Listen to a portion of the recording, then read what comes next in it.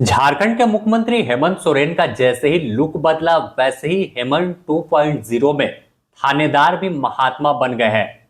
जब जो चाह रहा उन्हें पीट कर चला जाता है।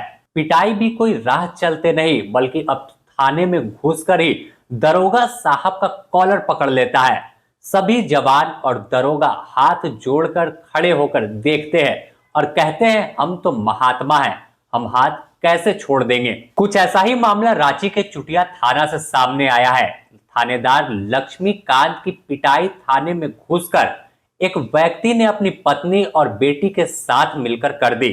आरोप लगा कि वह थाने में पहुंचे, बात किया। इस दौरान लक्ष्मीकांत साहब के डायरेक्ट गिरेबान पर हाथ डाल दिया। इतना ही नहीं, उन्होंने कहा कि तुम्हारी वर्दी उतरवा देंगे। अब दरोगा थाने में अगर देखें तो साफ तौर पर पूरा दल बल के साथ मौजूद रहते हैं। लाठी डंडा इनके पास रहता है, हथियार रहता है। लेकिन अब फूल लेकर रांची पुलिस रह रही है और यही वजह है कि कृष्णा गुप्ता, स्वीटी गुप्ता और वर्षा साहू पर एक हाथ भी नहीं चला सकी। तभी तो अब मामला दर्ज कराने खुद लक्ष्मीकांत पहुंच गए और खुद अपना मामला अपने थाने में दर्ज करा लिया। अगर देखें तो आम तौर पर थाना में सीसीटीवी कैमरा होता है, 8 से 10 जवान मौजूद रहते हैं और भी लोगों का आना जाना लगा रहता है। लेकिन इस बीच यह पिटाई का मामला जब सामने आया तो अपने आप में यह सवालों के घेरे में लक्ष्मीकांत भी है। बताया जा रहा है कि कृष्णा गुप्ता के साथ पहले मारपीट हुई थी। उस मामले में प्राथमिकी दर्ज कराने को लेकर आवेदन दिया था, लेकिन बार बार बड़ा बाबू जो है वो उन्हें टहला रहे थे। अब अचानक ऐसा क्या हुआ, आखिर किसके ऊपर कृष्णा गुप्ता एफआईआर करवा रहे थे कि लक्ष्मीकांत जो थानेदार है वह एफआईआर नहीं कर रहे थे, या अपने आप में जो पूरा मामला है वह उलझा हुआ है।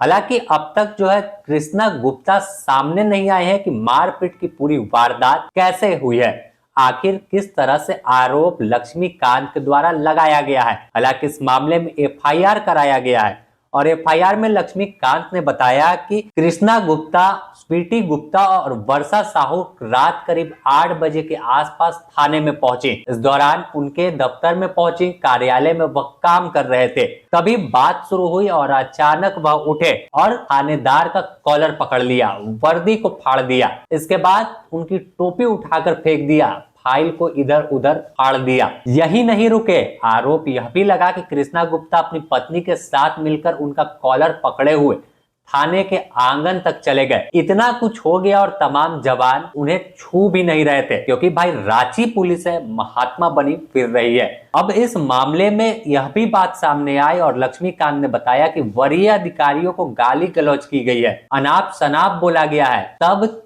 तमाम जवान पहुंचे और किसी तरह से छोड़ाया है। अब लक्ष्मीकांत सच बोल रहे हैं या इनके तथ्य क्या है, यह अब तक कोई चीजें निकलकर सामने नहीं आई है। ना ही कोई सीसीटीवी फुटेज सामने आया है जिसमें इनके साथ मारपीट होती हो। लेकिन अगर देखें तो इसके अलावा एक और मामला सामने आया था रामगढ़ से, जहां ग्रामीण विभाग में जब जांच करने दरोगा पहुंचे थे तो उनके भी गिरेबान को जो कर्मचारी था उसने पकड़ लिया था।